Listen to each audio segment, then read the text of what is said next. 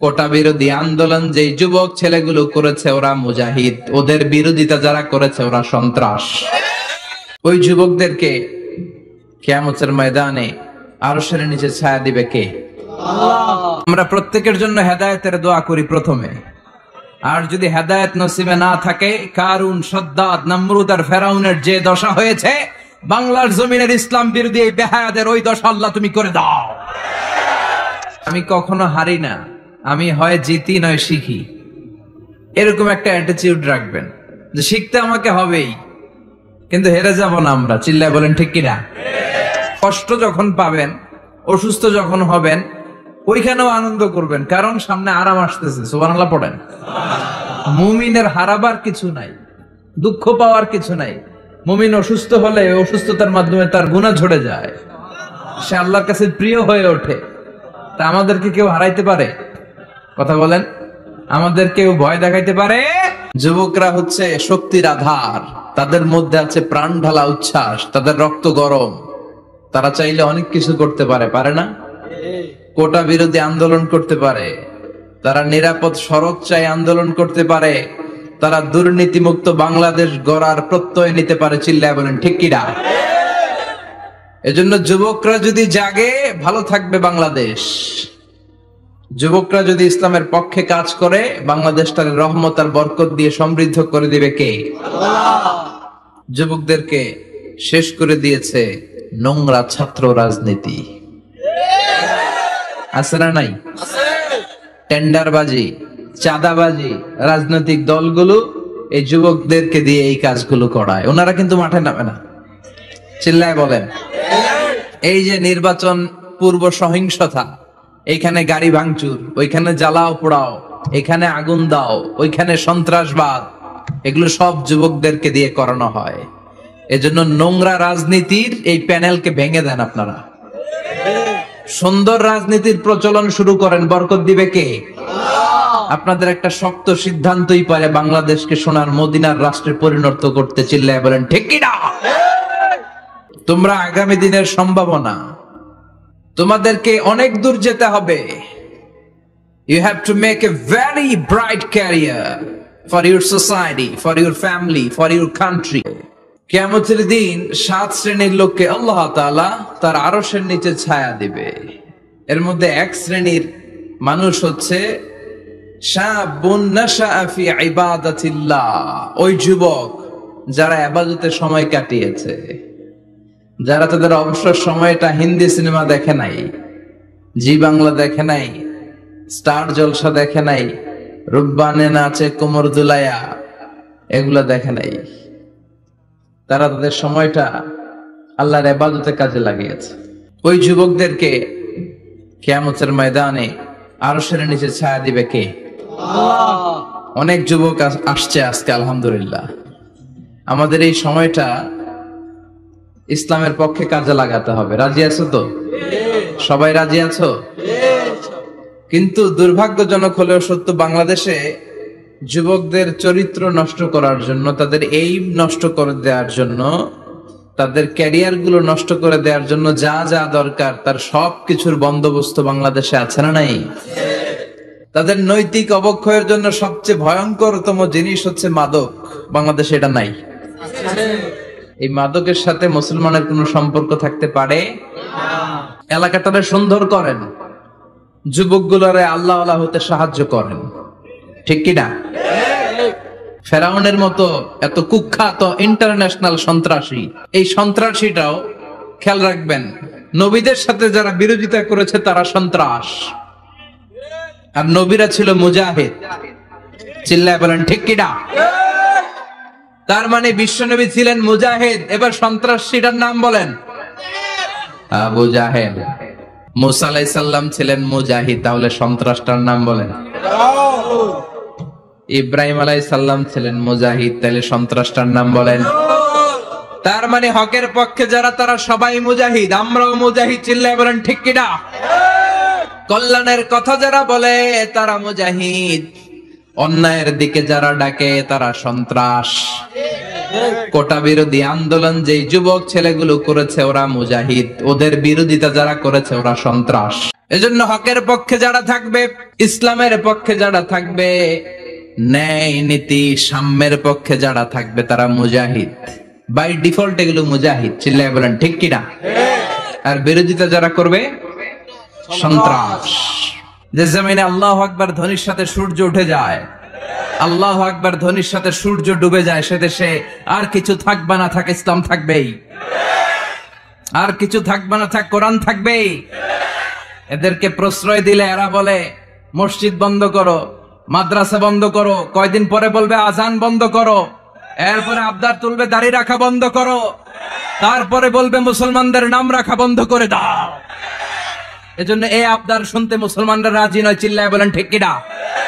এদেরকে প্রতিহত করতে রাজি আছো মুসলমান? আমরা প্রত্যেকের জন্য হেদায়েতের দোয়া করি প্রথমে।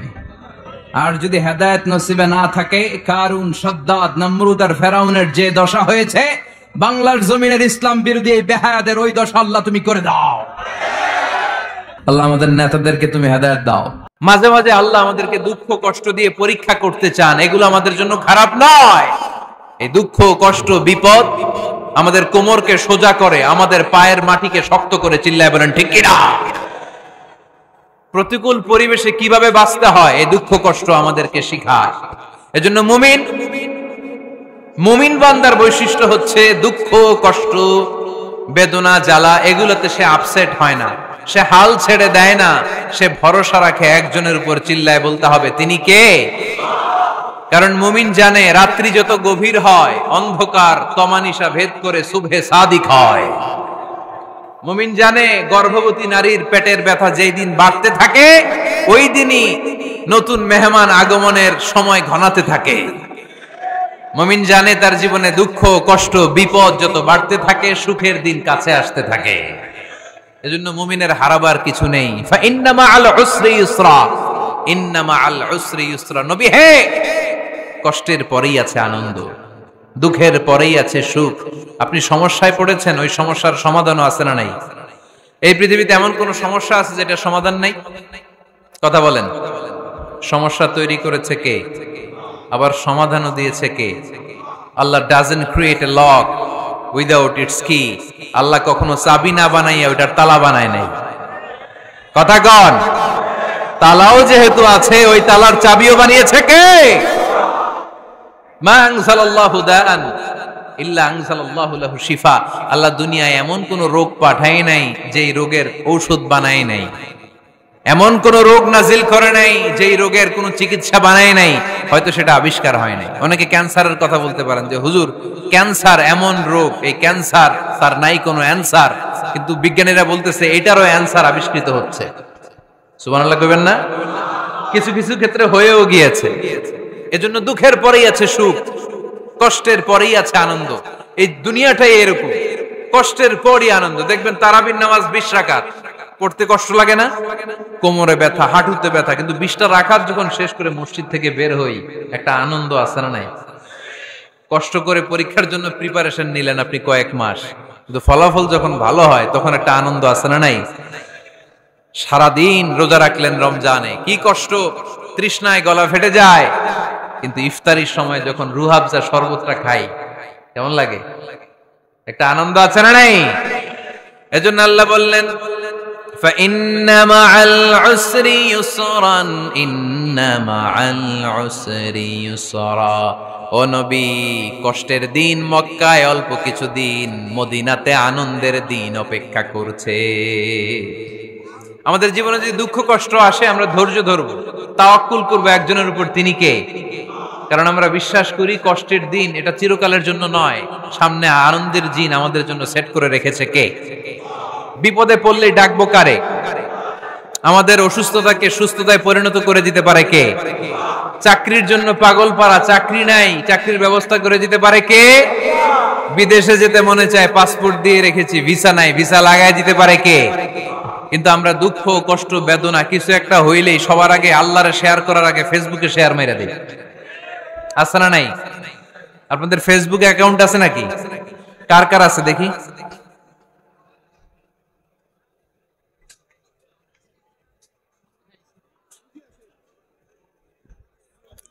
আছে আছে।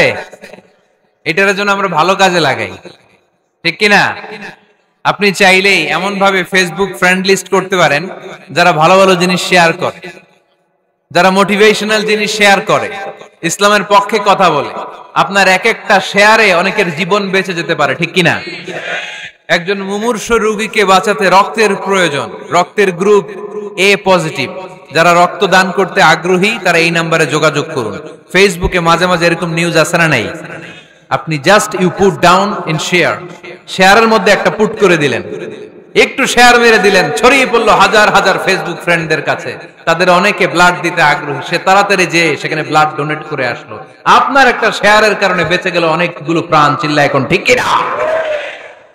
রক্তদানের মতো শ্রেষ্ঠ ইবাদত হতে পারে? আমরা মনে করি শুধু জিকিরি ইবাদত, আমরা মনে করি শুধু নামাজি ইবাদত। রক্তদান, এক ব্যাগ রক্ত থেকে অনেক মানুষকে বাঁচানো যায়। এর মধ্যে আছে হিমোগ্লোবিন, এর মধ্যে আছে প্লাটিলেট, আছে প্লাজমা। রক্তে একটা উপাদান আছে প্লাজমা, নাম শুনছেন? আগুনে পোড়া রোগীকে বাঁচাতে এই প্লাজমা লাগে। হসপিটালের বার্ন ইউনিটে যেয়ে দেখবেন মানুষ কিভাবে চিল্লায়। নুসরাত নামে একটা মেয়ে মারা গেল না? এক বদমাইশের কবলে পড়ে মারা গেল না? তাকে আগুন জ্বালিয়ে দেয়া হয়েছিল তার গায়ে, তার প্লাজমা গুলো জ্বলে গিয়েছিল। আগুনে পোড়া রোগীর যে কি কষ্ট, একটু দেখার জন্য হসপিটালের বার্ন ইউনিটে যাবেন, দেখবেন যে কি কষ্টে আছে তারা। এই প্লাজমা গুলোকে অনেক সেন্টিগ্রেড তাপমাত্রা নামিয়ে ঠান্ডা করে দেহে পুশ করা হয়। আপনার এক ব্যাগ রক্ত থেকে প্লাজমা আলাদা করা হবে, প্লেটলেটস আলাদা করা হবে, হিমোগ্লোবিন আলাদা করা হবে, শ্বেতকণিকা, লোহিত কণিকা আলাদা করে অনেকগুলো মানুষ বেঁচে যাবে। এজন্য ফেসবুক থাকাটা দোষের কিছু না, তবে ভালো কাজে আমরা ব্যবহার করব, ঠিক কিনা? আপনার ফেসবুক শেয়ারিং আপনার জান্নাতি বানাতে পারে, আর আপনার ফেসবুক শেয়ারিং আপনার জাহান্নামের লাকড়ি বানাতে পারে। চিল্লায় বলেন ঠিক কিনা? So the decision is yours. সিদ্ধান্ত আপনাকে নিতে হবে, আপনি কিভাবে করবেন। যে কোনো বিপদে ওয়া ইলা রাব্বিকা ফারগাব, কোন দিকে মনোনিবেশ না করে কার দিকে মনোনিবেশ করব? যে কোনো বিপদ আপদ ফেসবুকে শেয়ার করার আগে শেয়ার করব কার কাছে?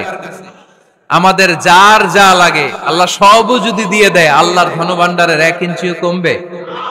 হাদিসে কুদসিতে আল্লাহ বললেন, লাউ আন্না আউওয়ালাকুম ওয়া আখিরাকুম ওয়া ইনসাকুম ওয়া জিন্নাকুম, পৃথিবীর সব জিন, পৃথিবীর সব মানুষ বিশাল মরুভূমিতে দাঁড়িয়ে যদি আমার কাছে চাইতে শুরু করে, আল্লাহ এটা দাও, ওটা দাও, ওটা দাও, আমি আল্লাহ তোমাদের সব চাহিদাও যদি মিটিয়ে দেই, আমি আল্লাহর ধনভাণ্ডারের 1 ইঞ্চিও কমবে না। এজন্য চাইবো কার কাছে? বিপদে আপদে ভরসা করব কার কাছে? আর অবসরগুলোকে কাজে লাগানোর দরকার আছে না নাই? স্বাবলম্বী হওয়ার চেষ্টা করার দরকার আছে না নাই? ফাইন্নামা আল উসরি ইউসরা, ইন্নামা আল উসরি ইউসরা। নবী হে, কষ্টের পরেই আছে সুখ, দুঃখের পরেই আছে আনন্দ। সব সময় মানুষের সময় একরকম কাটে না। এজন্য আমরা তাওয়াক্কুল করতে চাই একজনের উপর, তিনি কে? বিশ্বনবী বলেন, লিকুল্লি নবিয়্যিন দাওয়া মুস্তাজাবা। এই দুনিয়াতে সব নবীদের একটা করে মুস্তাজাবুদ দাওয়া আছে। আল্লাহ বলেছে, ও নবী, একটা করে স্পেশাল দোয়া করার সুযোগ পাবা, দোয়াটা করা মাত্রই কবুল করে নেব। বিশ্বনবী বললেন, এই পৃথিবীর বুকে যত নবী রাসূল দুনিয়ায় এসেছে, সব নবীরা তাদের স্পেশাল দোয়া দুনিয়ায় করে ফেলেছে, ইল্লা আনা, কিন্তু আমি করি নাই। বিশ্বনবী বললেন, ওয়া ইন্নী আখতাবিউ দাওয়াতি শাফাআতান লি উম্মতি ইয়াউমাল কিয়ামাহ।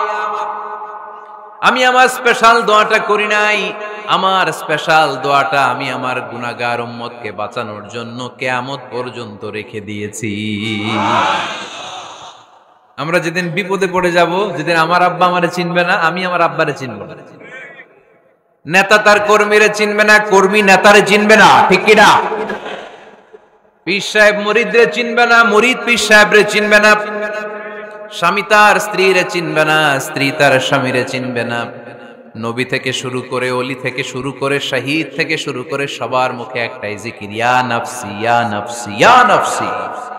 আকাশের সূর্যটা যেদিন মাথার কাছে চলে আসবে, জমিনটা তামার জমিন হয়ে যাবে, সূর্যের তাপে মাথার মগজগুলো ভাতের মাড়ের মতো গলে গলে নাকের ছিদ্র, কানের ছিদ্র দিয়ে টপ টপ করে বেয়ে বেয়ে নিচে পড়বে।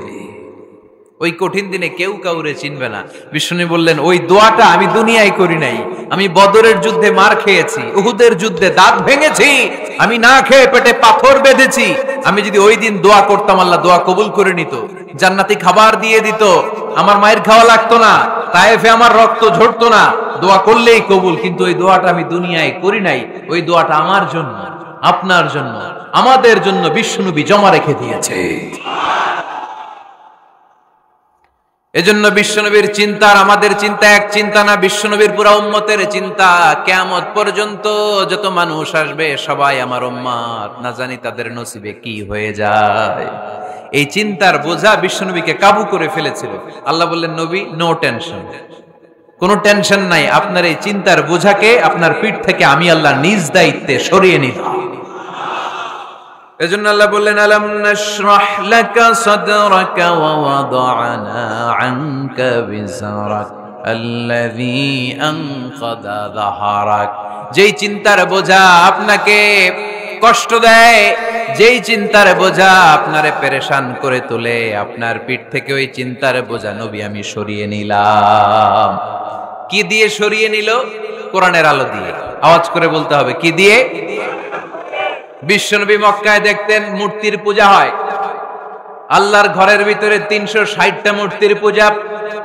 বিশ্বনবী দেখতে পেলেন দুর্বলের উপরে সবলের অত্যাচার, বিশ্বনবী দেখতে পেলেন নারীদেরকে অত্যাচার করা হয়। কন্যা সন্তান হলে বাবা তার মেয়েটাকে নিয়ে জঙ্গলের ভেতরে ঢুকে কিংবা মরুভূমির ভেতরে যে জীবিত দাফন করে দেয়। ওয়া ইদাল মাউউদাতু সুইলাত ওয়াদুল বানাত। বিশ্বনবী এগুলো দেখতেন চারপাশে, দেখে এই পথহারা জাতিকে কিভাবে উদ্ধার করবেন, কি দিয়ে উদ্ধার করা যায়, এই টেনশনে বিশ্বনবীর পিঠ বাঁকা হয়ে গিয়েছিল। উপমা বাঁকা হয়ে গিয়েছিল, বিশ্বনবী সব সময় পেরেশান থাকতেন। আল্লাহ বললেন নবী টেনশনের দরকার নাই, হেরা গুহায় এমন একটা নূরের আলো দিয়ে আমি আপনারে আলোকিত করব, যার মাধ্যমে সব পেরেশানি দূর হয়ে যাবে। আলাম নাশরাহ লাকা সাদরাকা ওয়া ওয়াদা'না আনকা বিজরাক আল্লাযী আনকাদা যাহরাক। আপনাকে পেরেশান বানিয়ে দেয় এরকম সব চিন্তার বোঝা আমি আল্লাহ সরিয়ে নিলাম। সুবহানাল্লাহ। আল্লাহ আমাদের সবাইকে কথাগুলো বুঝার ও আমল করার তৌফিক দান করুক। আমরা পড়ি আমিন।